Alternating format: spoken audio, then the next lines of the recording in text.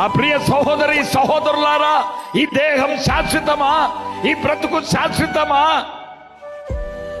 బంగారములాగా దేహాన్ని చూసుకుంటున్నామే, ఎన్నెన్ని కాస్మెటిక్స్ పూస్తున్నామో, ఎన్ని కోటింగ్లు కొడుతున్నామో, ఎంత ముస్తాబు చేస్తున్నామో.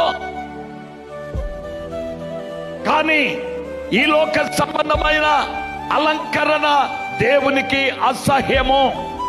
పరిశుద్ధ అలంకారములు అలంకరించుకోవాలి. సద్గుణము కలిగిన వారమై ఉండాలి. మంచితనము మనలో ఉండాలి. ప్రేమ, సాత్వికము, సంతోషము కలిగించే వారిగా మనం ఉండాలి. దయగలిగిన వారిగా మనం ఉండాలి. క్షమించే వారిగా మనం ఉండాలి. ఈ అలంకారాలన్నీ పక్కన పెట్టి శరీరాన్ని ఎంత అలంకరించుకున్నా ఇది అగ్నిగుండం పాలవుద్ది. పరిశుద్ధ అలంకారాలు అలంకరించుకుంటే ప్రభు ముచ్చట పడిపోతాడు, సంతోషిస్తాడు. ఆయన ఆగమన దినమున మనం ఎత్తబడతాం.